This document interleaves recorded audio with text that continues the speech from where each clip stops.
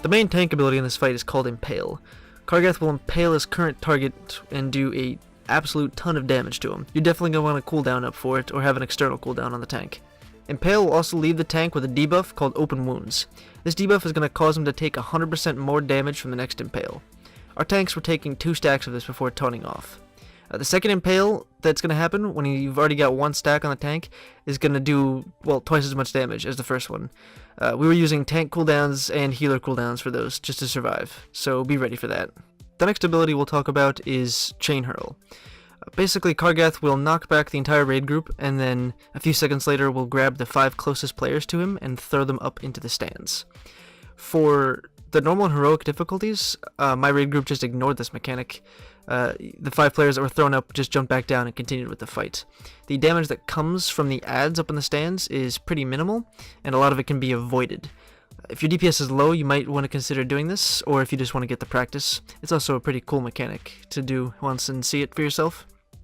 So, like I said, he does a big knockback, and then the 5 closest players a few seconds later will get grabbed and thrown up into the stands. You're going to want 1 tank, ideally whichever one has the shortest duration on his open wound stacks. You'll want 1 healer, a strong tank healer. There won't be a lot of damage going out to the party, but the tank will be taking heavy damage. So like Holy Pally, maybe even Disc Priest could be good. And then you want 3 DPS. Very strong AoE DPS would be ideal. Hunters would be good, Windwalker Monks, Arms Warrior, any multi-dotters would be pretty strong too. And when you get up in the stands, there'll be 3 different types of adds. There's Iron Bombers, which throw bomb debuffs, which do initial and then damage over time to raid members. There's Iron Grunts, which just apply a slow to the group that is up top, so they're the lowest priority. And then there's Bile Slingers, which will throw down green void zones into the arena. The idea here is that there isn't that much space to maneuver around in the arena, so if you're too slow at killing Kargath, the green slime will limit your movement even more so, and this will become a huge problem later. But like I said, his health is pretty low, so with enough raid DPS you can ignore the mechanic entirely. But yeah, so the idea, you go up top, you kill as many of the Iron Bombers and Bile Slingers as you can, as fast as you can. Your tank can pretty much just stay where you get thrown up, and then have a Hunter, if you send him up, MD, or just have a Boomkin like Starfall, and pull all the adds to him. And then you just AoE them down as fast as you can. You've got about a minute up top before you get knocked back into the arena, so you just want to be as fast as you can and killing as many as you can. And like I said, focusing Iron Bombers and the Bile Slingers first. The Grunts are, you can really just get cleave damage on them. That is that mechanic. It's pretty simple. Next we have Blade Dance. This ability is pretty easy. All you have to do is spread out. It's random damage that goes out to the raid members, the ranged raid members, and it'll do splash damage to any member standing within 4 or 5 yards of that player. The animation for it is it's Kargath charging at them, but it's not actually him, it's just an image of him. So make sure your melee aren't chasing it for some reason. That would be funny. But yeah, he'll just charge a random raid member at range and hit him for minor damage and do splash damage. So you want to make sure your raid is spread out for that. And that's all there is to that mechanic. The last ability we'll talk about is Berserker Rush. For this, the boss will target a random ranged raid member. That's an alliteration. And he will start rushing after that person. He does a frontal cleave while doing this, and it does a ton of damage, so other ranged members need to move out of the way, and melee need to make sure they don't get hit by this either. The idea here is that whoever he's fixated on needs to kite him so that he hits one of the flame pillars. He will punch it and knock it back into the ground, and then he'll stop fixating the ranged member and go back into the middle. There are a few things for this too that you want to pay attention to. One, the longer he's chasing you, the faster he'll get, so you can't just kite him around forever.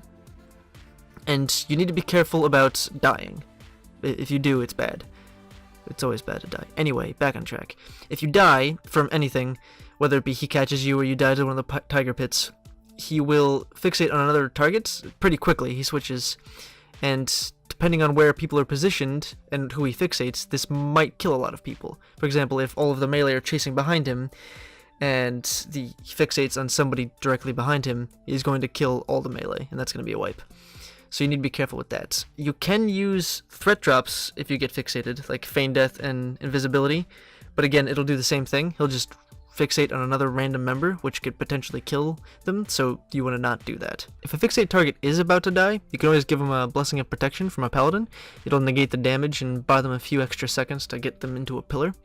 And don't forget about speed boosts, your own personal speed boosts or movement displacing abilities like Disengage. Leap of Faith is good. You can use Priest Feathers to help them along, all that sort of stuff.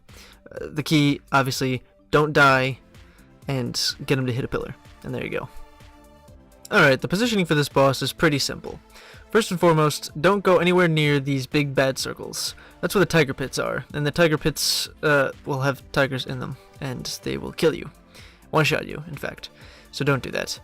Next, these arrows are going to be pointing at the flame pillars, the ones that pop up and do a knockback and then have a big flaming AoE circle around them.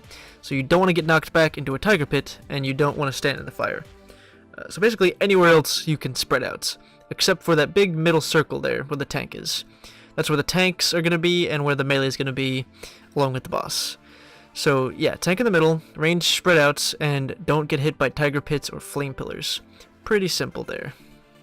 Alright, so we've been through all the mechanics now, and we've been through the positioning. So we pretty much covered my entire guild strategy for normal and heroic, but I'll just do a quick run through here, if you want to get an overall summary. So tank in the middle, where the melee can stand nice and safe, and have all your ranged DPS and your healers spread out around the room.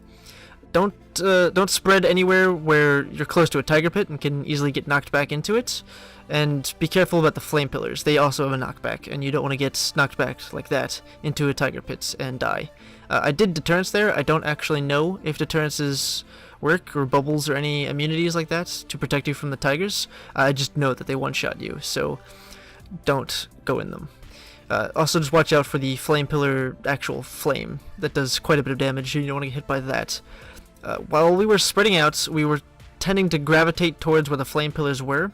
This way, when we did get Berserker Rush on us, we didn't have to move very far to get to a pillar, to get Kargath to hit one.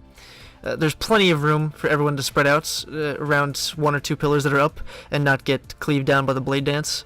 So, don't worry about that. And even if a couple of people do get hit by the blade dance, the cleave isn't too much damage, so you can heal through. There isn't that much damage going out, as long as people are avoiding the mechanics. Pretty much every mechanic in here you can avoid, so that's good. Now for the impales, we did swap at 2 stacks. I really doubt, at least at this gear early on, that any tank could really take 3, at least not without maybe all of your healer cooldowns. You'll definitely want to communicate and have cooldowns up for it, because he's going to take a ton of damage. And then for the chain hurls, like I said, my guild just ignored this mechanic on normal and heroic. The damage that come from the adds is pretty minimal, and you don't really need to worry about it too much. I don't know how important the mechanic is going to be in Mythic, so it might be a good idea to practice it. Just have a tank go up, whoever has the shortest duration on the open wounds debuff. Have a strong healer go up, a strong tank healer. A raid healer can do fine, it's just there's going to be a lot of tank damage, so they're going to want to make sure they have cooldowns up to handle that. And then just 3 strong AoE or multi-dot DPS. And this fight should be pretty simple for you.